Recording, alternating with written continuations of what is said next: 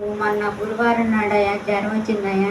నేను పడిపోయానయ్యా. నేను లెగలేకపోయానయ్యా. నన్ను దేవుడు లెగదీశాడయ్యా.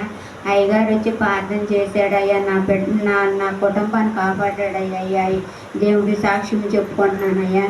మరి నాకు నాకు కాళ్ళు చేతులు అయ్యా బాగా తిరిగిపోయినాయి అయ్యా.